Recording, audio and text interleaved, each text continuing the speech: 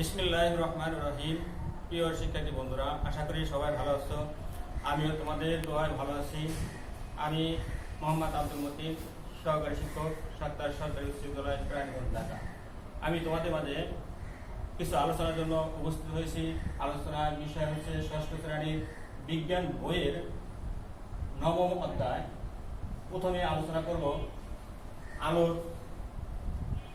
ঘটনা, তারপর আলো কিভাবে চলে, তারপর আলো কিভাবে আমরা দেখি, তারপর আলোর প্রতিফলন, তারপর আলো শোষণ।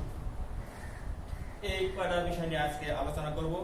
এই আলোচনা করার পূর্বে আমরা বিজ্ঞান কাকে বলা হয়, বিজ্ঞান কাকে বলে এটা যদি না বুঝি তাহলে আমাদের বিজ্ঞান সম্পর্কে ধারণা থাকবে না। এই জন্য বিজ্ঞান কাকে বলে এই সংজ্ঞাটা আগে আমরা জেনে নেব।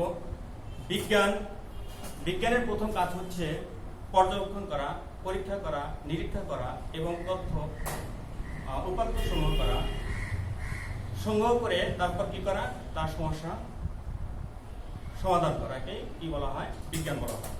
তাহলে এখানে কি করতে হবে, প্রথমে পর্যবেক্ষণ করতে হবে, তারপর নিরীক্ষা করতে হবে, তারপর পরীক্ষা করতে হবে, তারপর যে বিষয়গুলা আমরা পরীক্ষা করব, যে বিষয় সম্পর্কে জানবো সেই বিষয় অর্থাৎ তথ্য উপাত্তকে কি করব, সংগ্রহ করব, সংগ্রহ করে কি করব, ব্যাখ্যা করব, বিশ্লেষণ করব, তারপর এটাকে কি করব, সমাধানের জন্য চেষ্টা করব। এই সমাধান করাকে কি বলা হয়, বিজ্ঞান বলা হয়। এবার আমরা আলোর ঘটনা সম্পর্কে জানবো।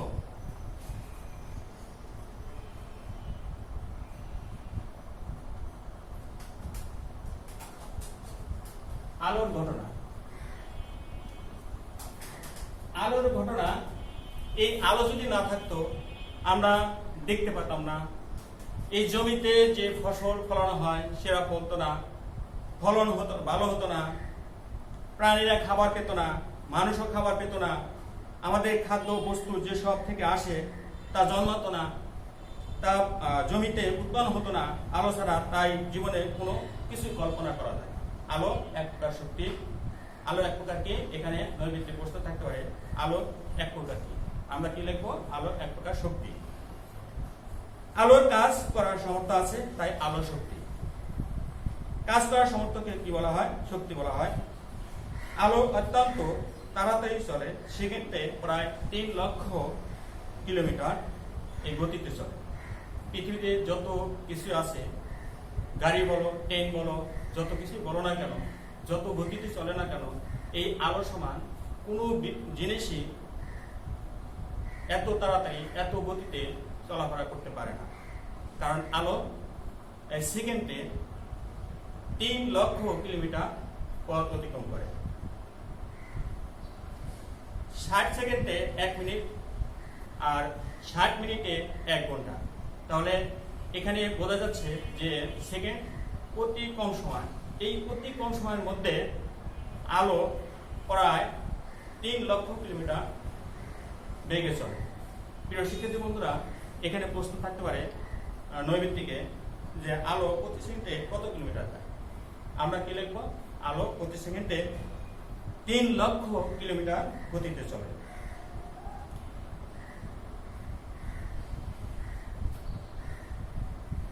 তুমি চলতে পারলে 1 সেকেন্ডে তুমি পৃথিবীর চারিদিকে 7বারও বেশি ঘুরে আসতে পারো। অর্থাৎ এই আলো যে সেকেন্ডে 3 লক্ষ কিলোমিটার চলে, এই সময়ের মধ্যে তুমি যদি ইচ্ছা করো বা আমরা যদি ইচ্ছা করি, এই সময়ের মধ্যে এই পৃথিবী আমরা 7বার ঘুরে আসতে পারবো। বিজ্ঞানী বিশ্বাস করে যে কোনো কিছুই আলোর চেয়ে বেশি বেগে চলতে পারে না। আলো আমরা যেখান থেকেই পাই না কেন, সকল আলোর উৎস হলো সূর্য। এখানে নৈর্ব্যক্তিক প্রশ্ন থাকতে পারে যে আলোর সকল উৎস কি, আলোর সকল উৎস হলো কি, সূর্য। তাহলে এটা আলোর ঘটনা। এই আলোর ঘটনা আমরা জানলাম যে আলো অতি দ্রুত গতি চলে। আলো সেকেন্ডে প্রায় 3 লক্ষ কিলোমিটার চলে। আলো ছাড়া কিছুই হয় না। আলো ছাড়া আমরা বেঁচে থাকতে পারতাম না। আলো ছাড়া মানে কোনো প্রাণী বেঁচে থাকতে পারবে না। আলো মানে শক্তি, সকল উৎস হলো সূর্য। সূর্য ছাড়া আমরা আলো পাই না। এবার আমরা আলোচনা করব আলো কিভাবে চলে।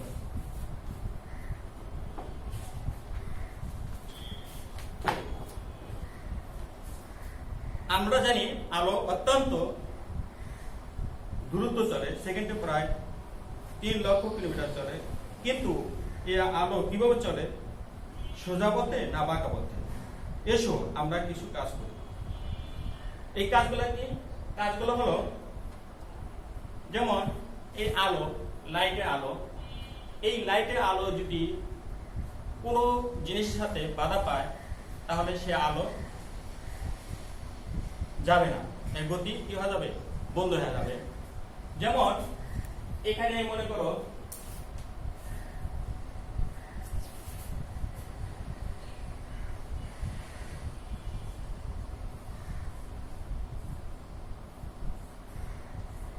এই যে চিত্র এঁকেছি, এই চিত্র মনে করো যে কোনো বিষয় হতে পারে, সেটা একটা বাধা দেওয়ার মতো কোনো বস্তু, অর্থাৎ একটা খাতা পাতা হতে পারে, একটা মানে যে কোনো একটা কাঠ হতে পারে, অর্থাৎ এই বস্তু। মনে করো এখানে একটা মোমবাতি রাখছি, এই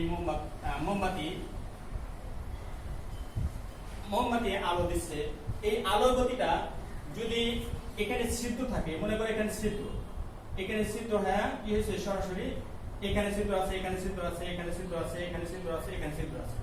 যদি এই ছিদ্রগুলা সোজা থাকে, এই সোজাভাবে থাকে, তাহলে এই মোমবাতিতে আলো দিচ্ছে, এই আলোর গতি সরাসরি চলে আসবে। আর যদি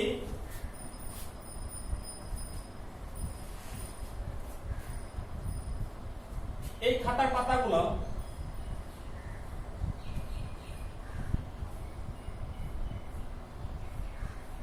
এই বাঁকা থাকে, এরকম বাঁকা থাকে, তাহলে কি হবে? আর মাঝখানে যদি ছিদ্র থাকে, এই ছিদ্র তো সোজা চলে আসবে, এই সোজা চলে আসবে। আর যদি এই ছিদ্র যদি বাঁকা হয়ে থাকে, তাহলে কি হবে? আলো গতি সোজা হবে না, তাহলে আলো কি পাবে? বাধা পাবে।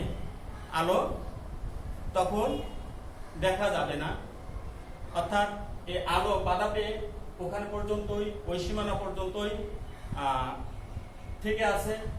আর আলো যদি, যেমন এখানে এই ছিদ্র যদি সরাসরি প্রত্যেকটা ছিদ্র সোজা থাকে, তাহলে আলো আমরা দেখতে পাবো। যেমন এই আলো, লাইট, আমরা যে ঘরে লাইট ব্যবহার করি, এই লাইটের আলো আমরা কখন দেখতে পাই? যখন আলো কিন্তু আমরা সরাসরি দেখতে পাই না, যদি আমরা বই পড়ি, এই বইয়ের উপরে আলো স্থাপ করে, তখনই আমরা আলো দেখতে পাই। তাহলে প্রিয় শিক্ষার্থী বন্ধুরা, এখানে বলছে আলো কিভাবে চলে। আলো যদি মানে এরকম সোজা থাকে, কোনো বিষয়ের সাথে যদি বাধা পায়, সে বাধা যদি ছিদ্র থাকে, এই ছিদ্র যদি সোজা হয়, সরল আকার হয়, তাহলে আলোর গতি সরল আকারে হবে। আর যদি এই বাঁকা হয়, আলোর গতিটা কি হবে না? আলো সবসময় সরল পথে চলে, সোজা পথে চলে, বাঁকা পথে চলতে বাধা সৃষ্টি হয়।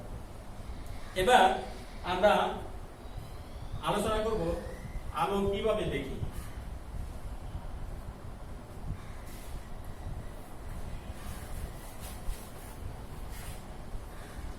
আলো আমরা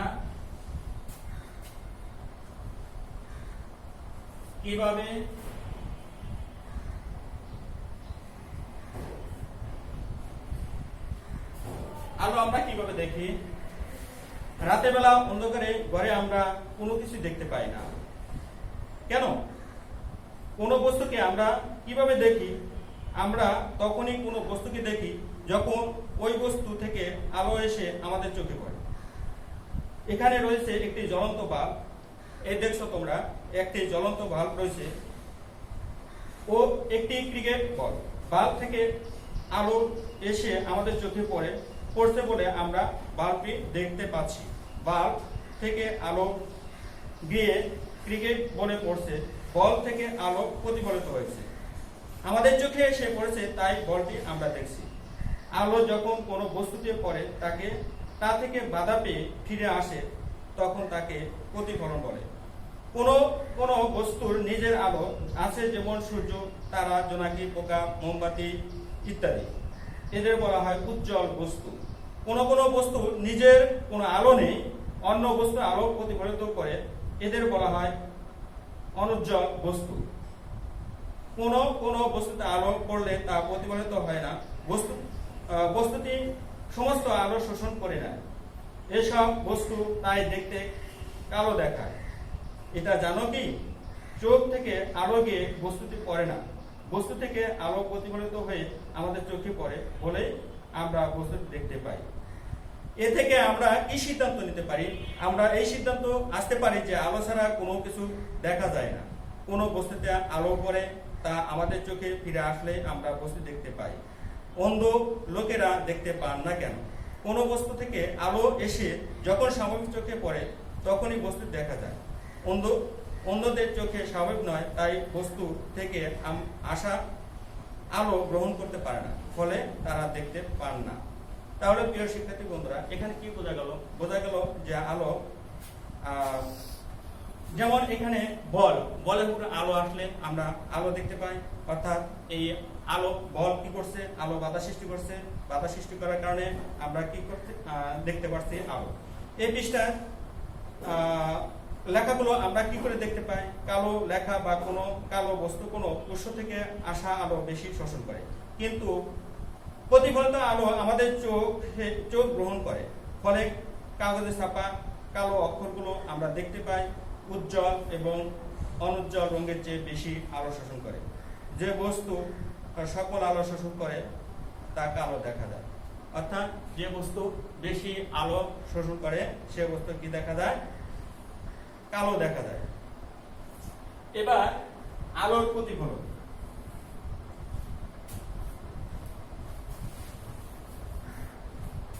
আলোর প্রতিফলন, আলোর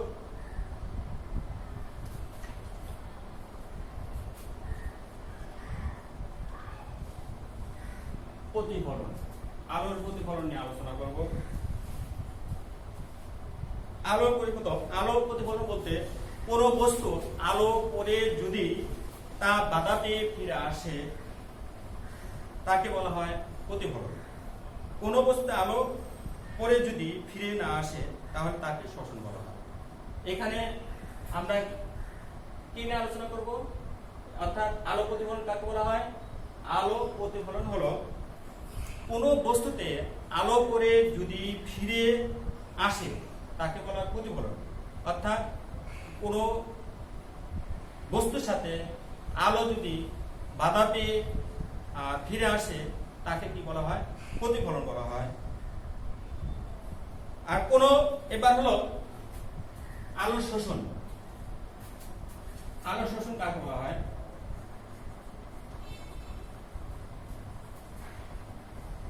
আলো শোষণ কাকে বলা হয়?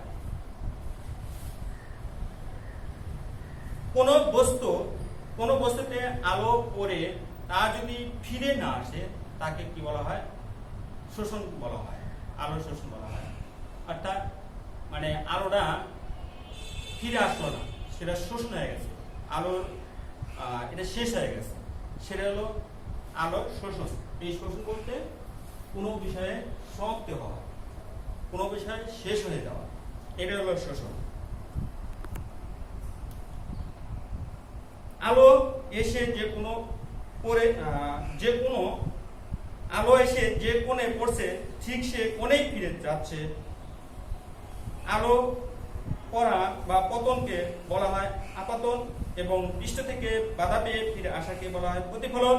এখানে আপাতন কোণ ও প্রতিফলন কোণ সমান। আপতিত আলোক রশ্মির গুলো পরস্পর সমান্তরাল ও প্রতিফলিত আলোক রশ্মির পরস্পর সমান্তরাল। পরস্পর সমান্তরাল কিন্তু প্রতিফলিত আলোক রশ্মির পরস্পর সমান্তরাল নয়।